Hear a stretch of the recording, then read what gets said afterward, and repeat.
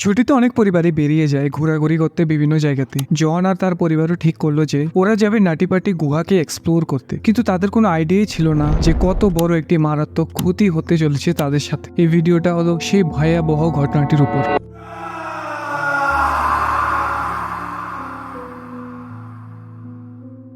জন Jones আমেরিকার এই ইউটার নাটিপাটি গুহা আগে কখনোই আসেনি, কিন্তু তিনি এই গুহাটা ছাড়া আগে আরো অনেক অন্য গুহাতে গিয়েছিলেন এবং এক্সপ্লোর করেছিলেন সেই গুহাগুলিকে তার ভাইয়ের সাথে। তাই জন নিজেকে একজন এক্সপার্ট কেভ এক্সপ্লোরারও মানেন। কিন্তু এই 3-4 বছর ধরে গুহা বা কেভ এক্সপ্লোর করা জনের প্রায় বন্ধ হয়ে গিয়েছে, কারণ জনের বিয়ে হয়ে যায় এবং একটি সন্তানও ছিল তার। এছাড়া জনের ওয়াইফ প্রেগনেন্টও ছিল তখন। ওপর থেকে জন একটি ইউনিভার্সিটিতে মেডিকেলের ডিগ্রিও করছিল সাথে সাথে। এত বিজি থাকার ফলে গুহা বা কেভ এক্সপ্লোর করার জন্য এত সময় থাকে না জনের কাছে। কিন্তু যখন জন তার ইউনিভার্সিটি থেকে কয়েকদিনের ছুটি পায়, সে চলে আসে তার বাড়িতে পরিবারের কাছে। সেখানেই তার ভাই এবং বন্ধুদের সঙ্গে মিলে তারা ঠিক করলো যে তারা নাটিপাটি গুহাতে যাবে।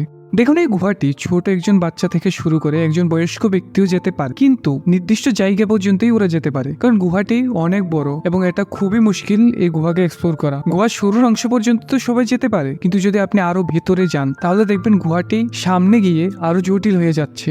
অনেক মানুষ ঘন্টার পর ঘন্টা এই গুহাতে আটকে গিয়েছিল আগে অনেকবার। এই গুহাটিকে অনেক বছর ধরে বন্ধও করে দেওয়া হয়েছিল।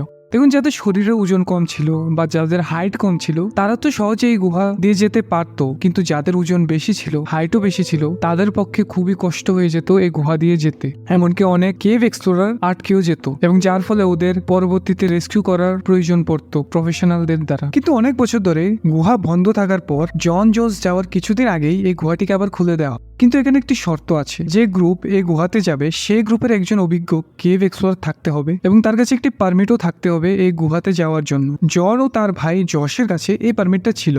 তো এখন জনের প্রেগনেন্ট ওয়াইফ এমিলি বাড়িতেই থাকে, আর জন এবং তার পরিবার ও বন্ধুরা মিলে মোট 11 জন 2009 সালে 28 নভেম্বর রওনা দেয় এই গুহাকে এক্সপ্লোর করার জন্য। গুহাটিতে কিছুক্ষণ চলার পর জন, জশ এবং গ্রুপের আরো 2 জন মেম্বার গুহার আরো মুশকিল ও চ্যালেঞ্জিং জায়গাগুলিতে যাওয়ার পরিকল্পনা করে। তারা এই গুহার বার্থ ক্যানাল নামে একটি খুবই চ্যালেঞ্জিং এবং কঠিন জায়গার কথা আগে অনেকবার শুনেছিল, এবং ওরা এই জায়গাটিকে খুঁজে বের করার জন্যই জন ও জশ একটি দলে এবং আর 2 জন আরেকটি দলে ভাগ হয়ে যায়। জন এবং জশ শুনেছিল যে বার্থ ক্যানালে নাকি একটি বড় খালি জায়গা আছে যেখানে একজন ব্যক্তি দাঁড়াতে পারে ঠিকভাবে সেই জায়গাটিতে, এবং ওরা এই জায়গাটিতে যেতে চাচ্ছিল। কিন্তু সেখানে পৌঁছানো এত সহজ নয়। সেখানে যাওয়ার জন্য যে পথটি রয়েছে সেটা খুবই চিকন। সবার পক্ষে সেই জায়গা দিয়ে যাওয়া একদমই সম্ভব নয়। শরীরকে মরিয়েই একমাত্র সেখানে যাওয়া সম্ভব। এই ভিডিওটা দেখলে আপনি বুঝতে পারবেন কতটা কষ্টকর এই জায়গা দিয়ে যাওয়া। দেখুন, এই জায়গাটিকে ক্রক স্ক্রু বলা হয়, এবং এখানে প্রথমে আপনাকে উপরে উঠতে হবে, তারপরে এই জায়গাটি দিয়ে আবার নিচে নামতে হবে, তারপরে আপনি এই ক্রক স্ক্রুর এরিয়াটা পার করতে পারবেন। দেখুন, এই জায়গাটিকে এত বিপজ্জনক বলা হয় কেন? কারণ এই ক্রক স্ক্রুর অপর দিক থেকে ফিরে আসার চেষ্টায় আগে সেখানে অনেক মানুষ আটকে গিয়েছিল। সেখানে 5 বছর আগে 16 বছরের ব্রক ক্লার্ক সেখানে গুরুতরভাবে আটকে গিয়েছিল। তার হাইট ছিল 5.7 ফুট, এবং ক্লার্ককে সেখান থেকে বের করতে 14 ঘন্টার থেকেও বেশি সময় লেগে যায় রেস্কিউরদের দ্বারা। এবং জনও ঠিক সেই জায়গাতেই ছিল। যেহেতু জনের উচ্চতা 6 ফুট ছিল এবং ওজনও ক্লার্কের থেকে অনেক বেশি ছিল, তাই জন জানতো সেখান থেকে ফিরে আসার সুযোগ নেই তার জন্য। তাই সে আরো সামনে এগিয়ে যায় এবং পেছনে তার ভাইকে চিৎকার করে বলে দেয় আর সামনে না আসার জন্য। দেখুন, জনের সেখানে মনে হচ্ছিল যেন সে সামনে একটি খালি জায়গা দেখতে পাচ্ছে, কিন্তু এটা নিয়ে সে নিশ্চিত ছিল না, কারণ সে আগে কখনোই এই জায়গাতে আসেনি এবং ম্যাপেও এই জায়গাটির কোনো রাস্তা ছিল না। কিন্তু জন যখন কোনোভাবে পেটে ভর দিয়ে সামনে এগিয়ে যায়, তখন সে হঠাৎ করে সোজা গিয়ে একটি স্লোপে উল্টো হয়ে পড়ে, এবং সে যে স্লোপটার মধ্যে পড়েছিল সেই জায়গাটিতে মাত্র 45 সেন্টিমিটারের মতো একটি ল্যাপটপের সমান জায়গায় ছিল মাত্র। জন সম্পূর্ণভাবে উল্টো হয়ে 70 ডিগ্রি অ্যাঙ্গেলে আটকে গিয়েছিল সেখানে। সে অনেক চেষ্টা করেছিল পেছনের দিকে যাওয়ার, কিন্তু তার শরীর সম্পূর্ণভাবে আটকে গিয়েছিল সেখানে। তখন সে বুঝতে পারে 5 ফুটের এই সরু সুড়ঙ্গ থেকে বেরোনোর সব চেষ্টাই বৃথা। জন ভয় পেয়ে চিৎকার করে তার ভাইকে ডাকতে থাকে সেই সময়, Josh! Josh! Josh, are you near me? এবং জশ বুঝতে পারে জনের বড় একটি বিপদ ঘটেছে সামনে। জশ জনের মতো সোজা না গিয়ে উল্টো হয়ে জনের দিকে এগিয়ে যায়, এবং জশ সেই জায়গাটিতে পৌঁছে দেখে যে জনের শুধুমাত্র পা গুলিয়ে বেরিয়ে রয়েছে সেই সুড়ঙ্গটির উপর। জশ তার পা দিয়ে জনের পা দুটিকে আটকে টেনে আনার চেষ্টা করে, এবং জনও চেষ্টা করছিল উপরে উঠে আসার। এইভাবে অনেকক্ষণ ধরে অক্লান্ত চেষ্টা করার পর তারা খুব ক্লান্ত হয়ে যায়। জশ বুঝতে পারে যে এই পরিস্থিতি খুবই গুরুতর হয়ে গিয়েছে এবং বাইরে থেকে সাহায্য আনা ছাড়া জনকে এখান থেকে বের করানো সম্ভব হবে না। জশ জনকে বলে চিন্তা না করার জন্য সে এখান থেকে অবশ্যই বেরিয়ে আসবে এবং তাকে বলে চেষ্টা চালিয়ে যেতে এখান থেকে বেরোনোর। জশ জনকে জানিয়ে দেয় যে সে বাইরে থেকে সাহায্য আনবে। জশ চলে যায় এবং তাদের গ্রুপের একজন সদস্য জনের কাছে আসে এবং তাকে বলে সে সেখানে একা নয়, তারা সবাই তার সঙ্গে আছে। কয়েক ঘন্টা ধরে জন এভাবেই আটকে থাকে সেখানে। সে কোনোভাবেই শ্বাস নিতে পারছিল উল্টো হয়ে সেই জায়গাটিতে, কারণ তখন জনের বুক সুড়ঙ্গের দেওয়ালে আটকে গিয়েছিল। অনেক চেষ্টা করার পরও জন উপরে উঠতে পারছিল না, উল্টে সে আরো নিচে নেমে যাচ্ছিল গুহার ভেতর। সময় পেরিয়ে যাচ্ছিল কিন্তু কোনো সাহায্য আসছিল না জনের জন্য।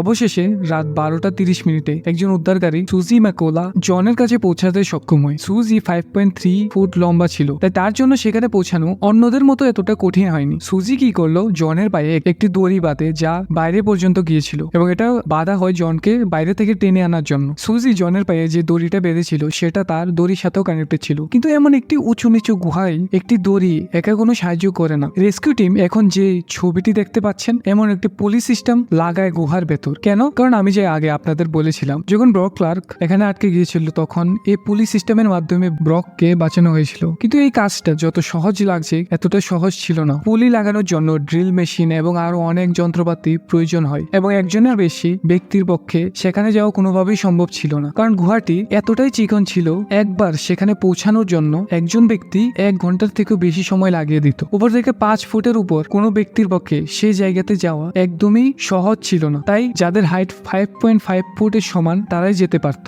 অন্যদিকে জনের কাছে সুজি জনের মনোবল বাড়ানোর চেষ্টা করে যাচ্ছিল, তার সাথে কথা বলে তাকে সঠিকভাবে শ্বাস নেওয়ার জন্য বারবার বলছিল সুজি। দেখুন জন খ্রিস্টান ধর্মের বিশ্বাসী ছিল, তাই নিজেকে শান্ত করার জন্য খ্রিস্টান ধর্মের গান এবং গল্পগুলি বলতে লাগে জন। কিন্তু এক রাত্রি উল্টো হয়ে কাটানোর পর জনের শরীরে অনেক সমস্যা দেখা দিতে শুরু হয়। কারণ দেখুন মানুষের বডি উল্টো হয়ে থাকার জন্য তৈরি হয়নি। হার্টের পক্ষে খুব মুশকিল হয়ে যাচ্ছিল রক্ত সারা শরীরে সঠিকভাবে পৌঁছানোর জন্য জনের উপর থেকে এত ঘন্টা ধরে উল্টো থাকার ফলে রক্তের যে পরিমাণ তা মাথায় বেশি এসে পড়ছিল, তা খুবই একটি বড় সমস্যা। এমনকি শরীরে যে অঙ্গগুলি রয়েছে সেগুলি মধ্যাকর্ষণ শক্তির ফলে ফুসফুসের উপর প্রেসার সৃষ্টি করছিল, যার ফলে জনের জন্য শ্বাস নেওয়া আরো মুশকিল হয়ে যাচ্ছিল এবং অবশ্যই শরীরের ফুসফুস এত চাপ নেওয়ার জন্য তৈরি হয়নি। রেস্কিউররা দেখতে পাচ্ছিল যে জন তার যে পা গুলি খুবই জোরে জোরে নাড়াচ্ছিল, যা গুহাটির উপর দেখা যাচ্ছিল স্পষ্টভাবে।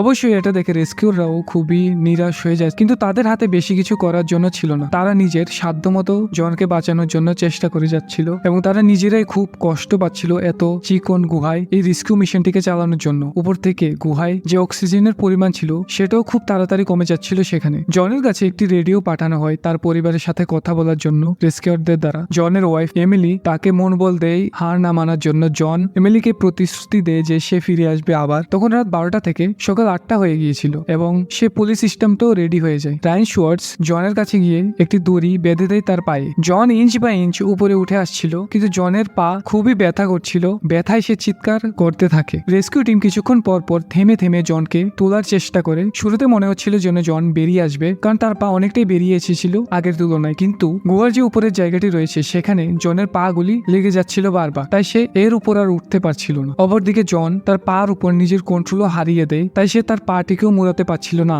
এমন অবস্থায় জনকে বাঁচানো প্রায় অসম্ভব বলে মনে হচ্ছিল। রেস্কিউররা তার পাকে ভাঙারও পরিকল্পনা নিচ্ছিল সেখানে, কারণ দেখুন জনের কাছে আর বেশি সময় নেই। তাড়াতাড়ি বের না করলে জনের মৃত্যু ঘটবেই, কেউ ওকে বাঁচাতে পারবে না। এবং ঠিক সেই সময় দুর্ভাগ্যবশত আরেকটি সব থেকে খারাপ ঘটনা ঘটে। সেখানে যে পুলিশ সিস্টেমটি লাগানো হয়েছিল সেখানে সেটি খুলে এসে রেস্কিউর রায়ানের মাথায় এসে পড়ে, যার ফলে কয়েক মিনিটের জন্য রায়ান অজ্ঞান হয়ে যায়। চেতনা ফিরে আসার পর সে দেখতে পায় তার মুখ রক্তে ভেসে গিয়েছে। তার মাথা দিয়ে প্রচুর পরিমাণে রক্ত বেরোনোর ফলে রায়ান যত তাড়াতাড়ি সম্ভব এই গুহা থেকে বেরিয়ে যায় এবং তাকে পরে চিকিৎসার জন্য হসপিটালে পাঠানো হয়। রায়ানের পর জনের কাছে গুহাতে একজন ডাক্তারকে পাঠানো হয়। ডাক্তারটি যখন সেখানে যায় সে দেখতে পায় জন তার পা নাড়াচ্ছে না, কোনো কথা বলছে না। অবশেষে ডাক্তার বুঝতে পারে জন আর বেঁচে নেই। এই গুহাতে যাওয়ার 27 ঘন্টার পর নভেম্বর 24, 2009 তার মৃত্যু ঘটে এই গুহাতে। রেস্কিউররা অনেক আলাপ আলোচনা করার পর এটা নিশ্চিত করলো যে জনের এই মৃতদেহকে এখান থেকে বের করানো যাবে না, কারণ এই ডেড বডিটাকে বের করানোর জন্যই আরো অনেক বিপদ ঘটতে পারে, তাই বডিটাকে সেখানেই রেখে দেওয়া হয়। পরবর্তীতে গুহাটিকে সিমেন্ট দিয়ে বন্ধ করে দেওয়া হয় এবং জন জোনসের একটি ছবি সেই সিমেন্টের উপর বানিয়ে দেওয়া হয়।